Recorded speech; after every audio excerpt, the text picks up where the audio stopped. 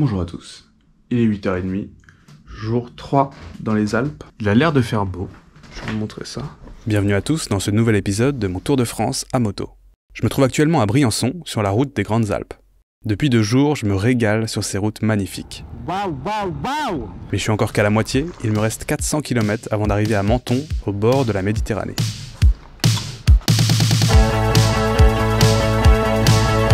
Oh waouh! Regardez-moi ça quoi!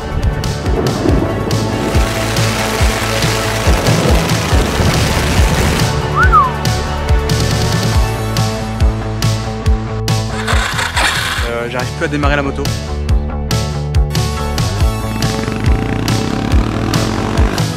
Mesdames et messieurs, bienvenue dans cette nouvelle journée.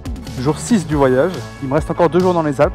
Je vais avoir 2 bonnes journées là aujourd'hui, ça va dépasser encore les 200-250 km. Comme tous les jours, grand ciel bleu, grand soleil, c'est vraiment idéal comme temps. Je quitte l'hôtel, il est 10h05 et je me dirige tout de suite vers mon premier col, le col de l'Izoard. Allez, c'est parti pour le col. Petite épingle. Ouh, celle-là, elle est sèche. Wow.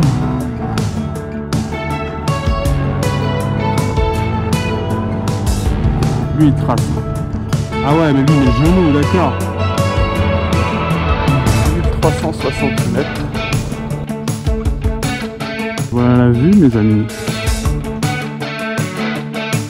Je vois que j'ai envie de m'éterniser ici, il y a un peu trop de monde.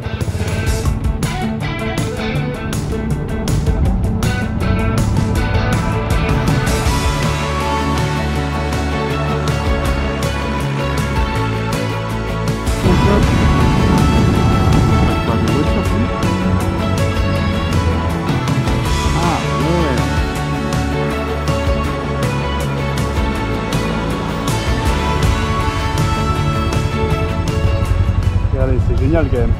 Il y a 3 pauvres poutres qui tiennent l'ensemble de la route en bord de falaise. J'adore, c'est génial. Merci bien, passez une bonne journée. Merci, bonne route. Merci. Petit café au col de Var, tenu par un papy-mamie, très sympa. Maintenant je vais redescendre vers Josier et ensuite attaquer le col de la Bonnette, col mythique des Grandes Alpes. Certains disent que c'est le plus beau col du monde. On va voir ce que ça vaut. Département des Alpes de Haute-Provence. Et ben on peut dire que les Hauts-de-Provence nous accueillent avec du paysage de qualité. Tu fais à peine 10 mètres, bam, t'as ça. Oh la vache. Sérieux là? Ça claque sa grand-mère. Faut rester poli.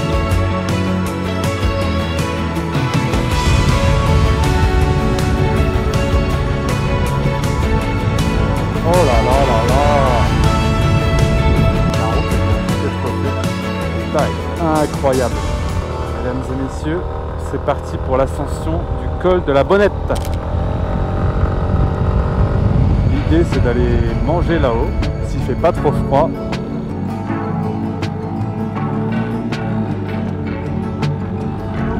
Ah ouais d'accord. Commence à faire froid là. C'est ça là-bas la Bonnette? Ah ouais! Ah ouais d'accord. Mais là j'ai l'impression d'être au sommet du monde. Regardez comment il n'y a plus aucune végétation à cette altitude. C'est que de la roche, que du caillou. Et je me trouve actuellement sur la route la plus haute d'Europe, à 2802 mètres d'altitude. Waouh! La vue d'ici est imprenable. On sent qu'il y a moins d'oxygène ici. Ça va à 2800 mètres, ça reste soutenable, mais... Après une petite pause au sommet, je redescends un peu plus bas pour regagner quelques degrés et manger mon sandwich. J'ai trouvé une petite table de pique-nique là, juste à côté d'un étang.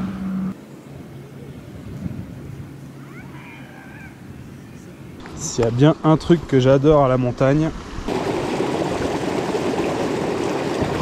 c'est de pouvoir remplir sa gourde directement à la source, à la vôtre. Je vais reprendre la route Direction, je retourne sur Jussieu, je vais faire le plein et ensuite je vais au col de la Mayole, il me semble, pour arriver dans des gorges. Bon, ça y est, je viens de faire le plein.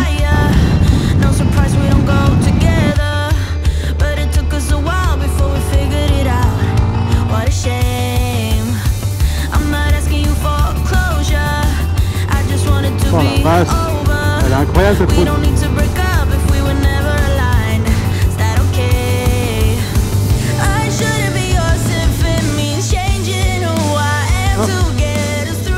Casper. Pour l'instant il est très sympa ce col. Il est assez peu emprunté, il y a beaucoup moins de monde. Alors que j'étais tranquillement en train d'admirer le paysage, je me fais surprendre par une marmotte qui essaie de traverser devant moi. Waouh! Oh là là, j'ai failli me manger une marmotte, hein. Elle est passée à ça, hein. Elle a couru sous mes roues, quoi. Je pense que je me la serais prise, c'était peut-être la gamelle, hein. Putain, j'en reviens pas, quoi. La marmotte qui a voulu se suicider sous mes roues. Et on arrive en Alpes-Maritimes. Petite photo.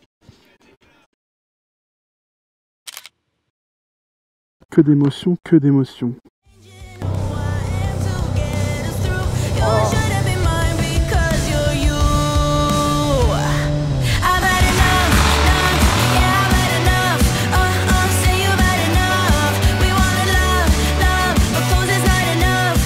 Oh, je suis épuisé avec tous les cols que j'ai fait aujourd'hui là. Je commence vraiment à ressentir la fatigue. Donc dernière étape de la journée, je me dirige vers Puget-Theniers. Ce sera camping pour ce soir. Décollage. Bienvenue dans les gorges de Daluy. Encore une fois, je m'attendais pas du tout à ça. Pour vous dire, je me suis que très peu renseigné sur la route des Grandes Alpes. Je voulais me garder la surprise. C'est une très belle surprise.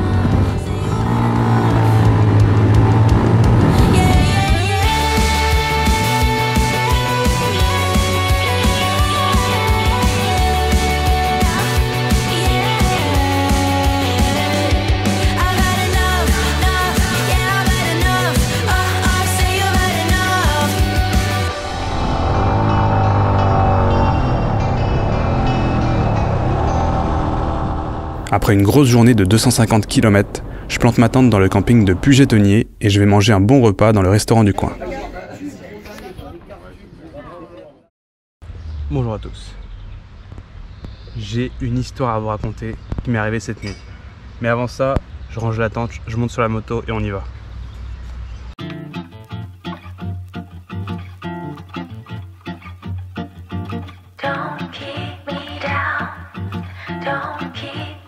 Mesdames et messieurs, dernier jour dans les Alpes, ça commence maintenant. Bon, dernier jour dans les Alpes, on va essayer de profiter à fond. Je vais sortir le drone, je pense un peu plus souvent, je vais prendre des photos, prendre un peu mon temps, faire des pauses. J'ai une histoire à vous raconter. Cette nuit, enfin hier soir plus précisément, vers minuit, je commençais à m'endormir tranquillement. Et là j'entends un gros bruit juste à côté de ma tente. Au début je croyais que c'était un chien, il n'arrêtait pas de bouger tout autour, ça faisait du bruit. Et je me suis souvenu, j'avais laissé ma poubelle juste dehors de ma tente quoi. Le bruit que j'ai entendu, il a pris ma poubelle, il s'est barré. Et c'était un renard. Il y a un mec qui est venu me voir après qui m'a dit ouais j'ai vu, il y a un renard qui a chopé ta poubelle. Et donc voilà, réveillé à minuit et demi, 1h, par un renard qui faisait les poubelles, mes poubelles. Et j'ai retrouvé tout ce matin éparpillé un peu plus loin de la tente. Et j'avoue que sur le coup j'étais pas rassuré. Route barrée. Ah merde. Déviation Saint-Antonin. Ok bon écoutez on va voir hein. Ça se voit qu'on arrive dans le sud hein. Il commence à avoir des arbres un peu type olivier etc. Et surtout il fait chaud. Wow, depuis hier là. Je viens de passer un panneau route barrée. Il y avait une déviation à gauche, mais vous me connaissez, moi j'aime tout le temps aller voir. Donc j'ai pris le risque. Je me suis dit vas-y je vais voir, ça se trouve ça passe. Route barrée à 200 mètres. Ah, bonjour. Est-ce que ça passe à moto? Je sais pas, tu crois pas? Faut que je fasse demi-tour. Je vais aller voir et puis sinon je fais demi-tour. Merci. Allons voir, allons voir, allons voir. Bonjour. Ça passe pas à moto? Ça passe pas, on prend toute la voie. Ah ouais, bon bah tant pis. Bon bah laisse tomber hein. J'étais si près du but en plus. Et écoute, des fois on joue et on perd. C'est tant pis. Il est 10h23. On va voir combien de temps ça me prend à faire le tour. Regarde. En fait, c'est la route là que j'ai prise tout à l'heure. Je suis allé dans la vallée là-bas. Et c'est barré quelque part par là. Donc j'ai dû faire demi-tour. Revenir. Et là, je suis monté sur une corniche. Et je pense qu'on va faire le tour par là-bas. Enfin, d'après le GPS, c'est ce que j'ai cru comprendre. Mais du coup, c'est joli.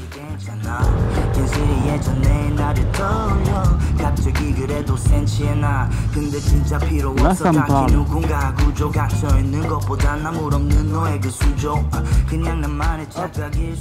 Ok, ça y est, j'ai rejoint l'endroit où il y a les travaux et il est 10h54.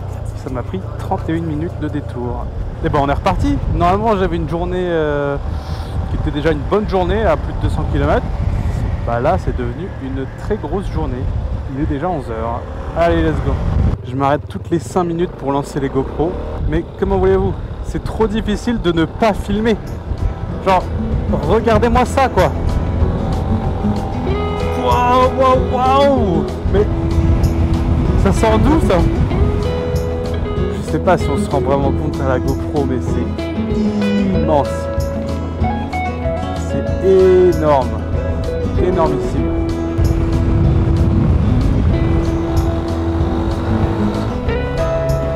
Ça m'a tout émoustillé.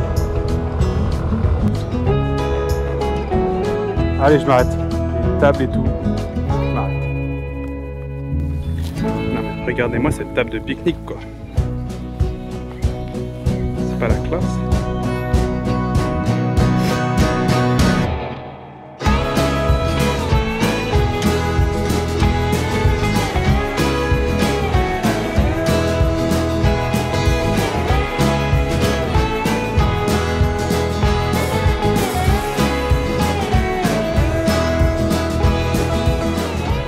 Voilà, mesdames et messieurs, nous voilà dans le petit village de Cigales. Alors là, vous osez me dire qu'on n'est pas dans le sud, avec un nom pareil et un décor pareil, je vois pas ce que je peux vous dire. Sympa quand même ce petit village. Faire une petite photo de la moto, si vous permettez. Yes, c'est beau ça. Je roulais tranquillement sur cette petite route qui descend dans la vallée, quand tout à coup... Oh. J'ai failli prendre ma première gamelle. Waouh. Bon, allez, je me pose 2 minutes. Je vais vous expliquer. Je sors l'appareil, je vais aller vous montrer. Vous voyez cette route? Je précise qu'on n'est ni en ville, il n'y a pas de panneau ville, il n'y a rien. On est là sur des routes de campagne, donc limitées à 80. Là, de ce côté, on voit un petit panneau Dodan. De l'autre, il est complètement dans l'ombre. Je vais aller vous montrer. Voilà, dans ce sens-là, Dodan complètement dans l'ombre. J'arrive à... Allez, j'étais pas à 80, je devais être à 65, 70. Même en zoomant, tout est dans l'ombre. On voit pas les flèches, on voit rien. À partir de là, je vois le Dodan. Je freine, je freine, je freine. Là, on voit ma trace de pneu. Tac, tac, tac, tac, tac. Bam, je prends le Dodan. Bien sûr, j'ai la roue arrière qui se bloque. J'ai la moto qui commence à aller droite, gauche avec les bagages à l'arrière. J'arrive à contrôler le truc. Là, le guidon qui se met à vibrer à fond. Et hop, j'ai ralenti assez. J'ai évité la chute. Je continue tout droit et là, je me suis arrêté juste à 50 mètres après, quoi. Bon, il y a un village dans 20 minutes. Je crois que je vais m'arrêter manger. On y retourne tranquille. J'ai beau retourner le problème dans tous les sens. Depuis tout à l'heure, j'arrête pas de repenser à ma presque chute. Qu'est-ce que j'aurais pu faire pour éviter ce genre de situation? C'est toujours bien d'analyser un peu ce genre de choses parce qu'à l'avenir, pour être mieux préparé. Mais en vrai, il n'y a rien que j'aurais pu faire. Il n'y avait aucun panneau pour te dire de ralentir. il y avait 2-3 maisons. Et donc ils ont mis un dos d'âne pour te faire ralentir. Sauf que le dos d'âne était dans l'ombre, mal indiqué. Je l'ai vu vraiment 5 mètres avant d'arriver sur le dos d'âne. Bon, en tout cas, je suis pas tombé, c'est le principal. Là, je me suis arrêté à Gillette pour manger dans un resto. Je vais vous montrer la vue, pas mal.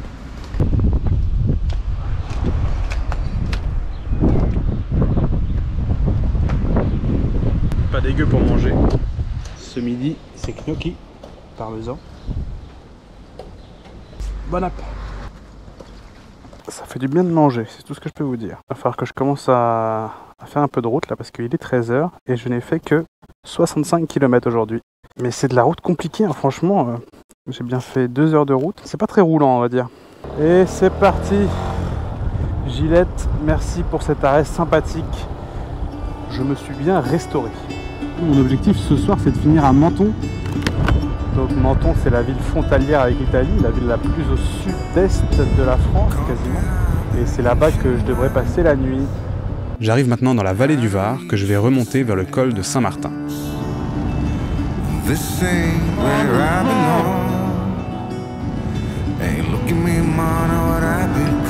Sacré paysage. Je commence l'ascension du col Saint-Martin. Oh, qu'est-ce que ça fait du bien, ça y est. J'ai dû perdre 5 à 10 degrés là. Oh, je me sens mieux. Voilà, le col Saint-Martin. Une espèce de petite ville ou petite station de ski. Et je pense que tout là-bas, ça doit être les Alpes italiennes.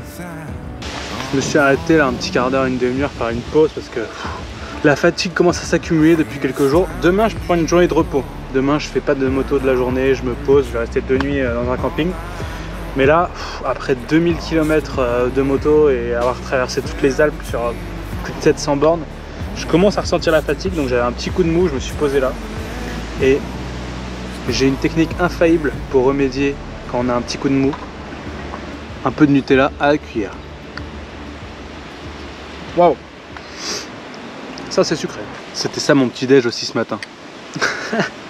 Des fois sur la route on mange pas très bien, mais c'est ça l'esprit du road trip aussi. Je vais attaquer mon dernier col des Alpes, pas sans émotion, parce que j'avoue que ça a été 4 jours de folie. Je suis un peu triste d'arriver au bout. Mais quoi qu'il en soit, dernier col de la route des Alpes, col de Turini. Voilà, ça s'invente pas, hein. On est juste à côté de l'Italie, là on est à la frontière. Et ce sera mon dernier col. Ensuite je redescendrai jusqu'à Menton, en bord de mer, pour passer la nuit. Col de Turini, me voici.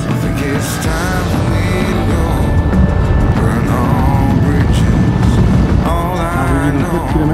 Je sais pas si c'est parce que c'est le dernier, mais ce col a un goût particulier.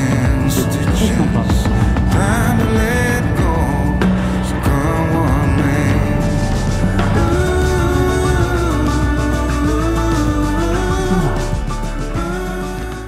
C'est la fin des Alpes, mesdames et messieurs. J'ai adoré, franchement. Je sais pas ce que vous en avez pensé. C'était une étape coup de cœur pour moi. Maintenant, ça va être 43 km de descente jusqu'à Menton.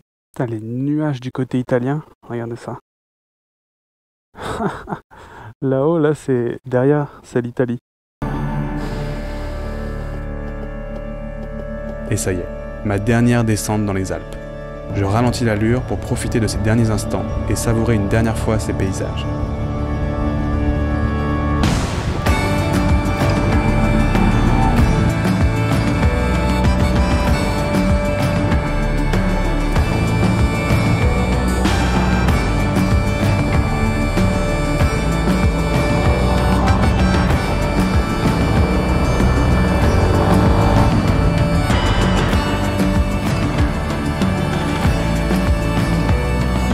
Que je vous laisse pour cet épisode, dans un camping avec une super vue à Menton, la ville qui signe la fin de ma traversée des Grandes Alpes. Je compte rester ici 2 nuits pour me reposer avant de repartir pour la suite de mon tour de France. Allez, à la prochaine, pour la Côte d'Azur.